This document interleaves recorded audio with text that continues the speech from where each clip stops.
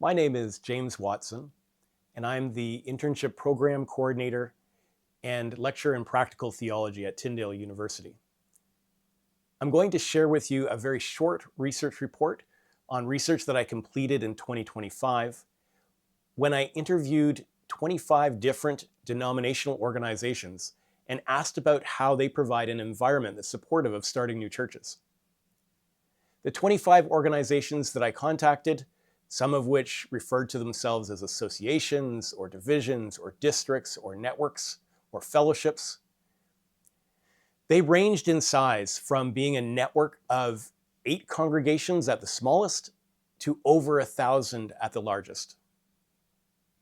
The questions I asked had to do with timeline. How did you develop your plan? How did you develop your resourcing for starting new congregations? And also around what were the significant offerings that they knew were essential in order to provide the right environment for new congregations to start. I then analyzed the responses I received using an organizational change theory lens, where I looked at how their responses either reflected vision, structure, or process.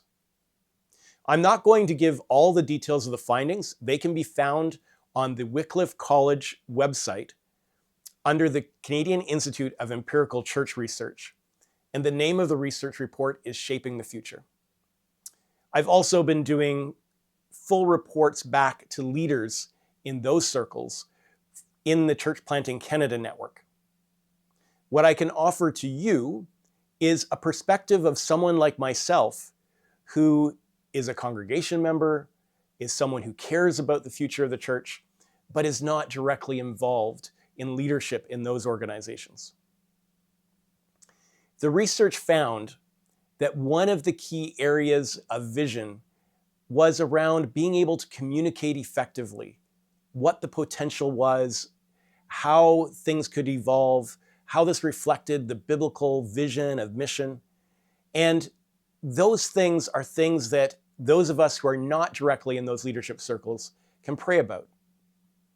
We can pray that those who are network leaders, those who are inspiring others to be involved, can have deep vision, can be effective in sharing that vision, and others can come on board for understanding what it means to start new congregations in Canada. If you're interested in some of the reasons why new congregations start in Canada, there is a research report that I've also offered through the Canadian Institute of Empirical Church Research, where I was research fellow. And that looks at 30 new congregations within Waterloo Region in Ontario. And they reflect the diversity of the communities that are part of that region. In the area of structure, one of the emphases that came through over and over again was the value of relationships. Visionary entrepreneurial people feeling the support, knowing that they're part of a larger family, interrelationships between others who are leaders, having peers that they can refer to, people who are encouraging them, people who they know are praying for them. And that's a place where we can make a contribution.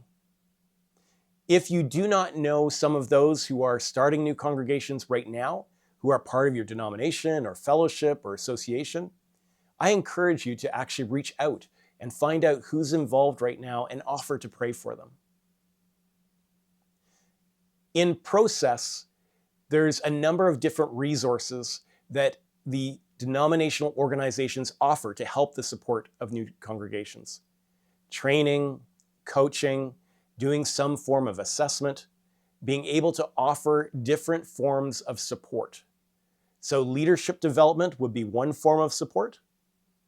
Being able to help find and get access to meeting space is another form of support. Financial grants that assist congregations in the early stages of development is another form of support. And those are all areas where we can make a contribution. When I was visiting churches in Waterloo Region, I was amazed at how many churches had more than one congregation starting, making use of their building. Sort of an incubator taking place where there's a friendly, supportive church that's offering space for a new congregation that's meeting the needs of a different part of the community. You can offer of your finances, You can make financial contributions to the denominational organization in support of church planting.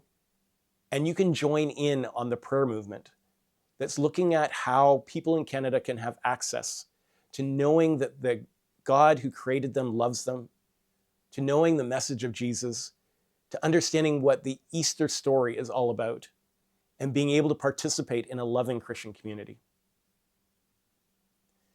Thank you for this brief report on my research. I'm so happy to be able to share it with you, and I would welcome any comments that you may have or any questions you may have. My email address is jwatson@tyndale.ca. Thank you again.